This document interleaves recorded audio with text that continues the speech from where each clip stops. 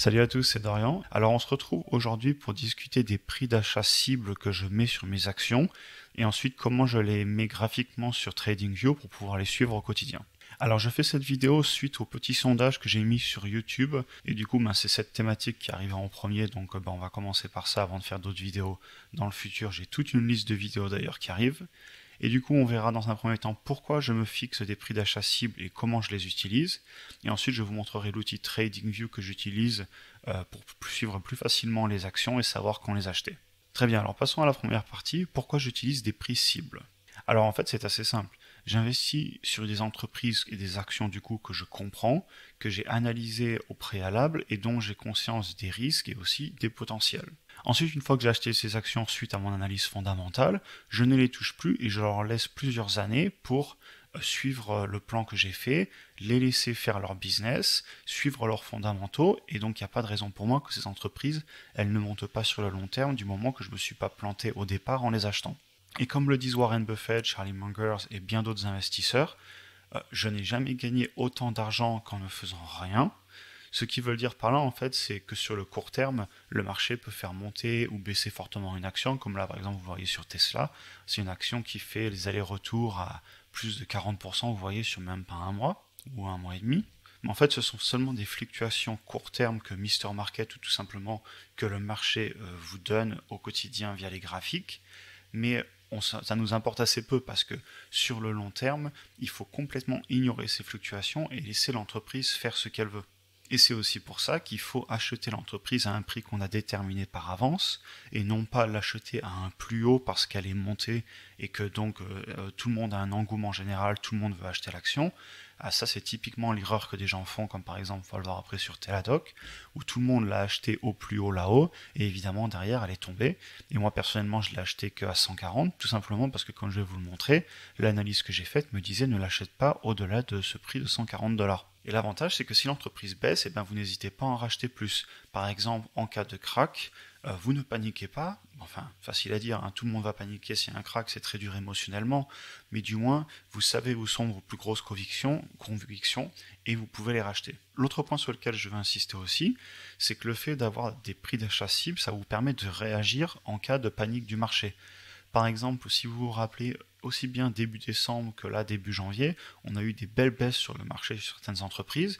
Et du coup, moi, ça m'a permis de les racheter tout simplement parce que je savais à combien je les voulais. J'ai acheté 6 ou 7 actions en une journée. Et si j'avais pas eu ces prix d'achat qui me disaient à combien les payer, à quel moment, honnêtement, j'aurais certainement fait des conneries. Et j'aurais certainement, pardon pour la vulgarité, et j'aurais certainement acheté des entreprises juste parce qu'elles étaient en train de baisser, alors qu'en réalité, elles auraient peut-être été toujours trop chères. Très bien, donc maintenant, pour illustrer mes propos, on va aller prendre deux actions. Donc on va commencer par Teladoc. Alors vous voyez, Teladoc, je vous avais fait une analyse il y a 2 mois. D'ailleurs, n'hésitez pas à aller la voir si ça vous intéresse de savoir comment je détermine mes prix pour mes entreprises. Et donc j'avais fait à l'époque un Excel qui est ici. Et dans la vidéo, j'avais déterminé à partir de combien j'étais prêt à payer l'action.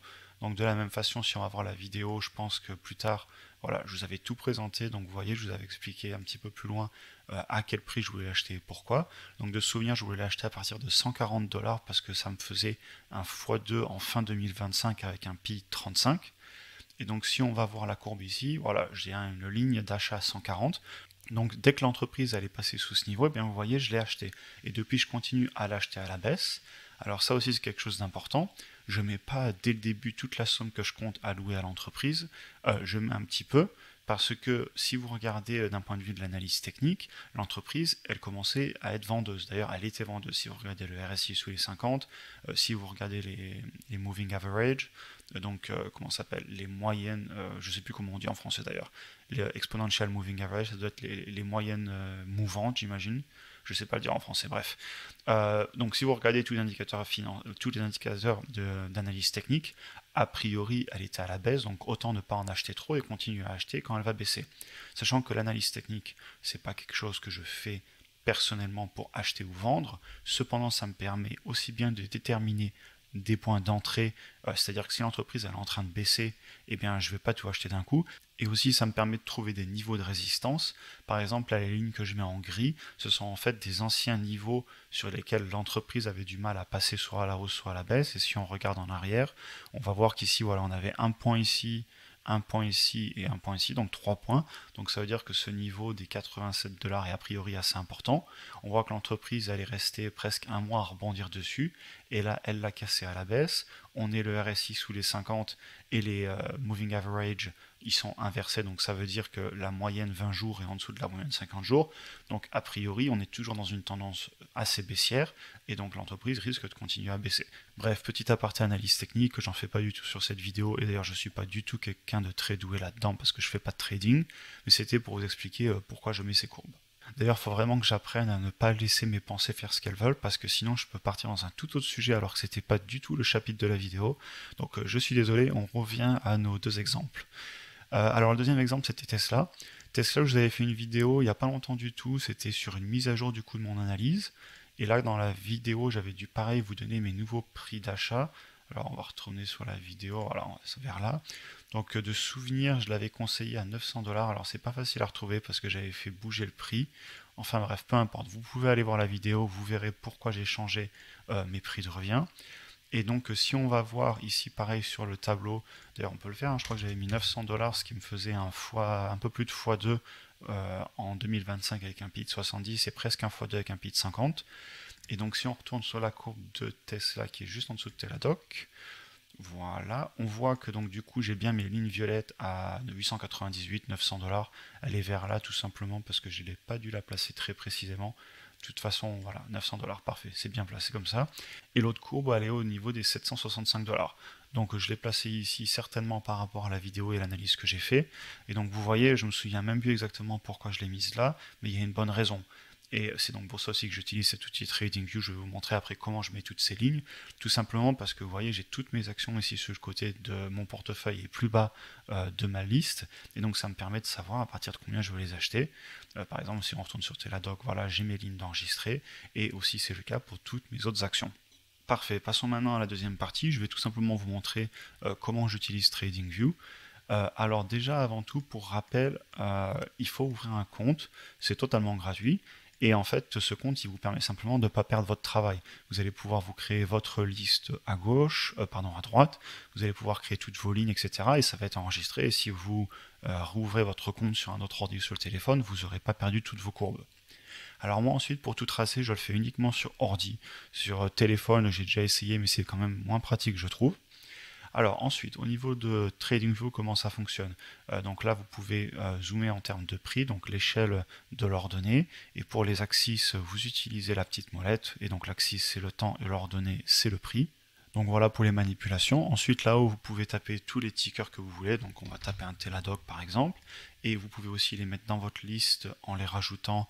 C'est assez simple, il y a un petit plus et vous cliquez dessus. Ensuite, au niveau des indicateurs, pour information, si vous voulez en rajouter, en fait, c'est ici. Moi, personnellement, j'ai un RSI 21 jours, j'ai le PI, la market cap et j'ai les moving average. Donc voilà. Et ensuite, ici, vous avez tout ce qui est day, week, month. Donc en fait, c'est vos périodes. Chaque bougie actuellement ici correspond à un jour. Donc ensuite, au niveau des courbes, moi, celle que j'utilise énormément, c'est celle qui est horizontale. Donc en fait, ça vous permet de venir la placer où vous voulez. Ensuite, vous pouvez la déplacer en cliquant dessus. Et enfin, vous pouvez changer la couleur pour avoir des codes couleurs. Donc moi, en violet, ce sont mes prix d'achat. En gris, ce sont mes niveaux de résistance. Et en bleu, c'est mon prix moyen quand la position est déjà ouverte. Donc l'action, je l'ai acheté de nombreuses fois, vous voyez. Et mon prix moyen actuellement, il est à 118 $.